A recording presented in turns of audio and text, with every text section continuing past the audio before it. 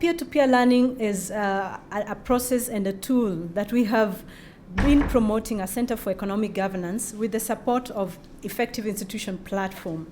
EIP is actually an international network of over 60 countries and non-state actors, or other country who are partners in the EIP, and they made a call for proposals, and Center for Economic Governance received some grant to facilitate peer-to-peer learning in Kenya.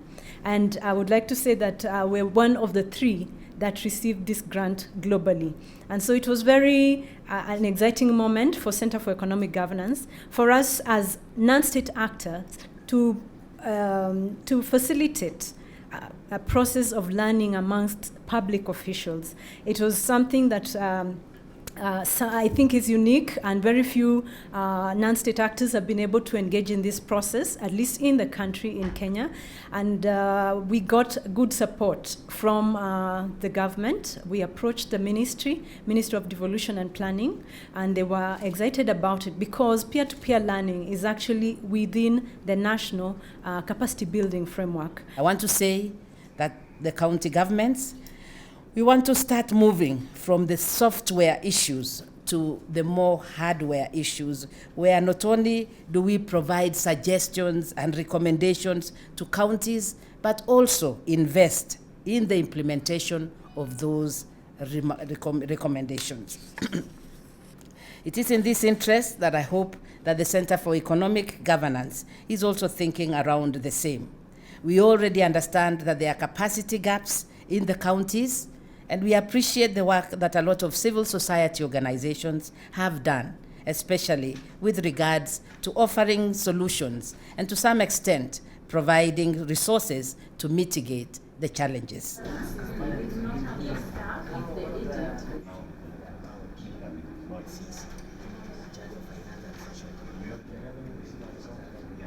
For us to succeed, before even we put performance contracting in place, there are what we call first things first.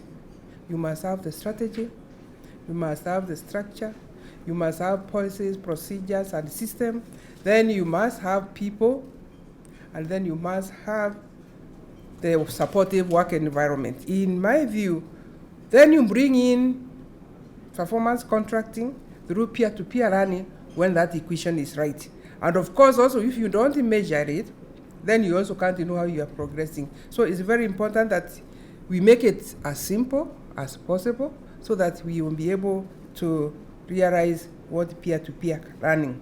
Successes in the peer-to-peer learning initiative have been registered in quite a number of countries, but through international peer-to-peer, Botswana has been able to institute anti-corruption reforms which have benefited from peer-to-peer learning with Hong Kong. It is very well documented what Botswana has done with the peer-to-peer learning as far as anti-corruption reforms are concerned.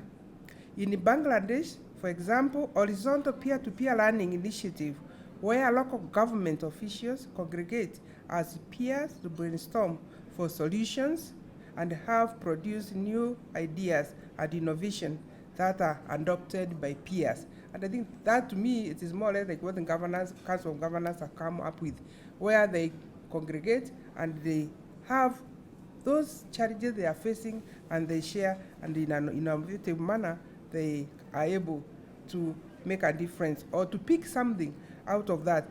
As I conclude, ladies and gentlemen, I want to take this opportunity to most sincerely thank the team of Center for Economic Governance, the Ministry of Devolution and Planning, the county government, who are the counties that have gotten involved, and of course the committee that Dr. Joyce Raboso chairs, that is Finance and Economic Affairs, and all those who have made this workshop a reality. This is not the very first one.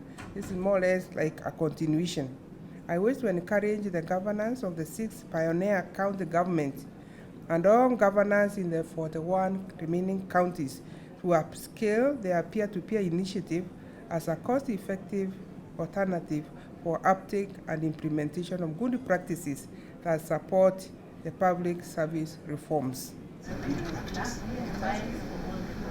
Hakuwa tunajua hata wanasema uibiwe. But it is also discouraged. No, hata kipigia 10 years. There are sections of